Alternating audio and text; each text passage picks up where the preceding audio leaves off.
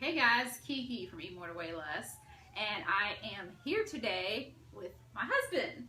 This is Steve, or Big Smith. Sometimes you see me tagging him on Instagram. I have been promising that I was going to just like pin him down and make him do a video with me, and right now we are actually kind of on vacation, but we're out of town at a conference, and I figured while I have him here with nothing else to distract him, I would have him do this video with me. So we want to talk about living with a saboteur. And I know a lot of us ladies deal with this. You know, we try to go on diets or whatever, and then we pretty much either have other people in our life, but mainly like our husband and our kids, who sabotage us, you know, or we feel like they sabotage us. So I wanted to actually interview my husband, who is formerly known as Saboteur. He used to be like, to me, I felt like he was always destroying what I was trying to do. Not that he was doing it on purpose, which, you know, we don't feel like they do it on purpose, but I just kind of wanted to get into a guy's head as to why they do that, or, you know, what we can do to help them to become who he's now. My #1 supporter. He helps me to prepare meals. He helps me shop. If I can't get to the grocery store or get dinner done on time, whatever, because now I'm a lot busier than I used to be with, you know, just being a stay-at-home homeschooling mom. I can now actually depend on him to still help support me in hitting my goals. And even if he has to stop and get fast food, like, it still works for our lifestyle, no matter how busy we get. And even when it's times like this, when we are away from home, we're able to still like go out and eat and go to, you know, local restaurants and things like that, and still hit our goals. So this is going to be kind of interview style, and hopefully I'm going to ask the questions that you guys want to know the most. So, okay, you, like I said, you always would sabotage me. You would just like, I mean, I would be trying to eat one thing and you would bring home something else. Or if I got sick, you'd bring me home something like crazy. Or, I mean, why is it different this time? Like, why am I not in the lead position? Well, I guess sucky as that sounds, and being a saboteur, I just didn't really realize what I was, you know, doing wrong. I thought I was helping. I thought I was providing. I was doing what I felt like my husband duty was to do. What's different this time? I'm a little more in tuned, and that, I guess that's because I felt like I needed fitness goals myself. Just aging a little bit. I know I look good still, but basically I'm 35 now, and I just felt like, you know, my metabolism kind of slowed down, and I just my own goals were an issue. So I felt like you've been on this journey for over a decade, right? Forever. I mean, that's worth clapping for, right? So over a decade, and I've been, I guess, your typical guy, like, you know, I go in the gym for 30 days and I see results, or start to see a 4-pack.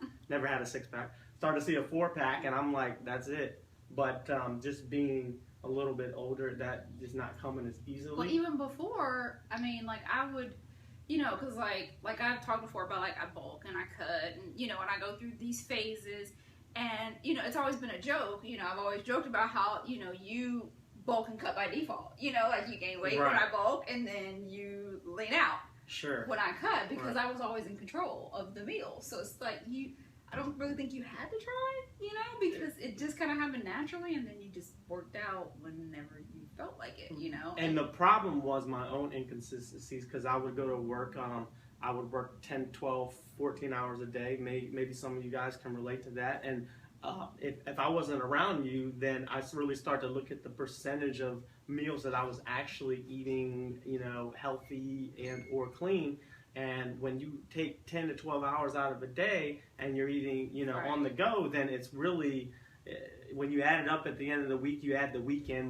Most people's weekends are pretty, pretty bad, for the most part. And that's when people fall off the wagon or the train or whatever. And I just started to notice more. We're by a golf course, so if you guys hear some sounds, sorry.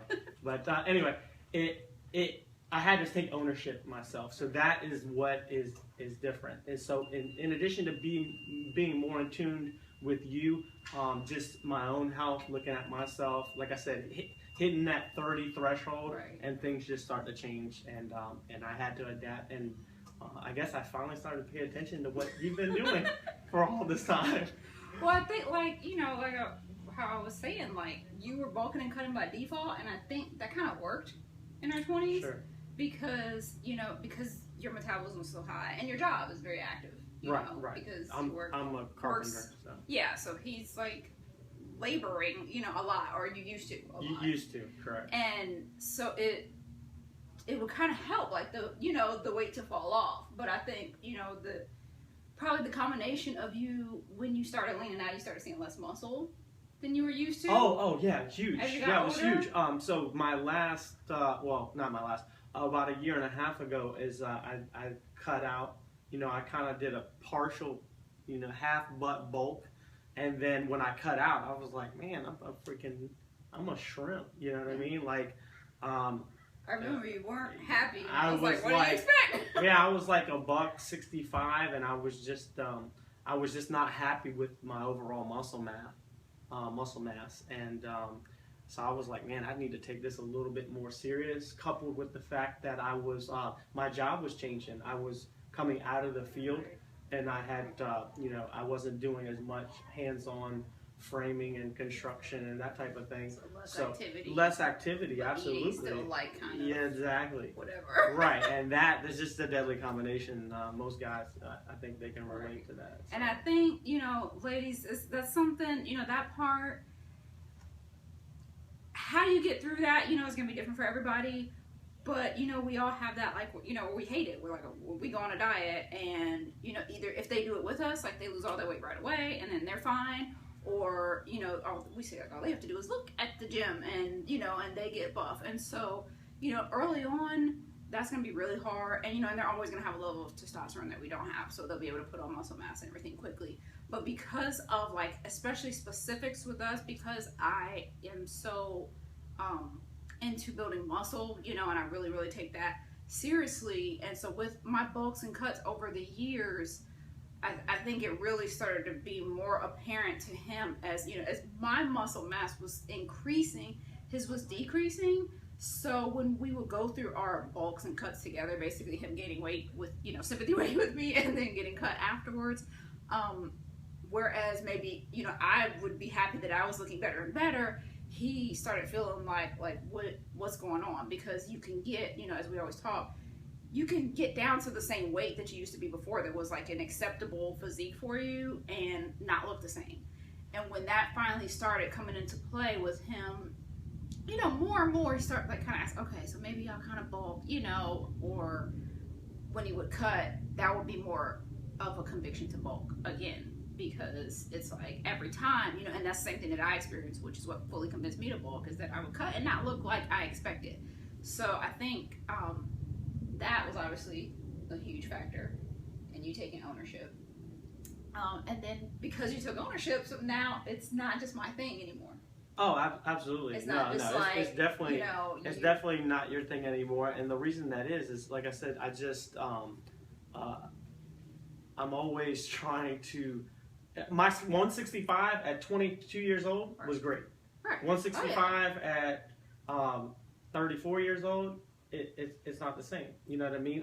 Especially without the muscle building. Correct, because I just have a layer of fat that I have a layer of fat that I didn't have when I was 22 years old. Right. So or you have more muscle then too. So even if the fat was there, it was still nice and firm. And my muscle, and in construction, you have a level of, if you're not building muscle, you have a level of muscle atrophy. Typically, a lot of times that is accelerant, because you're wearing your muscles out. You know, Right. you're really in an intense job. Right. So I don't know if that's applicable to most guys, but in my case, it was. Well, I think it's applicable to our audience as a whole, because that's a lot like what we talk about with different types of workouts. Like, a lot of people would probably think that something like construction, that he would build muscle. You know, a lot of times, like, we think of like construction workers as these like muscly, ripped guys or whatever. Like, I don't know why the media does that sometimes. Like, they're just these like super buff guys.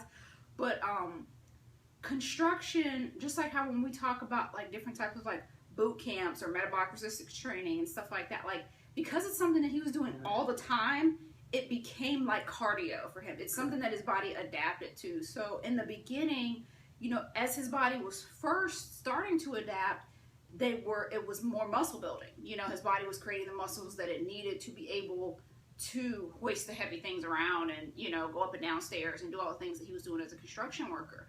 But after 3, 5, 7, 10 years of doing that same thing, that's just something that his body expected, you know. And my body thinks I'm a cardio bunny. Right. Right. And even with some of my senior guys that have been with me 12 years, or maybe even been doing construction for 20 or 30 years. I mean, they look like a marathon runner essentially, right. Which somebody that has been running like multiple marathons right. for a long, like decades, basically. Right. So even if you are slim, it's still no muscle. Absolutely. Right. Because the muscle, like you said, it began to atrophy. So even though he was doing strenuous, labor-intensive work every day, it still wasn't, he would still have to come home and add another workout onto that in order to have the physique that he wanted. You know, he would still have to lift on top of that, which is why a lot of the times he didn't do it, because it's like, you just worked all day, you're tired, you know, you think like, I've just put in, you know, 8, 10, 14 hours of work, like, I should be good. But it's just like we talk about with, you know, with running marathons or with doing, you know, cardio all the time, it just becomes like walking to the mailbox. Your body's just like, and what am I supposed to do to adapt? Because now you've just become efficient. So his body became very efficient at doing construction, and it no longer changed his body in a way that he liked. Correct.